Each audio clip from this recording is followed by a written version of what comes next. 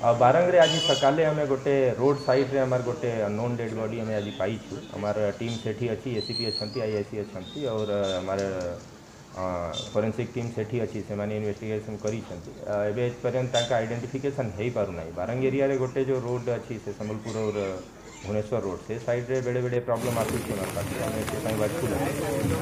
first आम चेष्टा करूँ आइडेंटिफिकेशन केते शीघ्र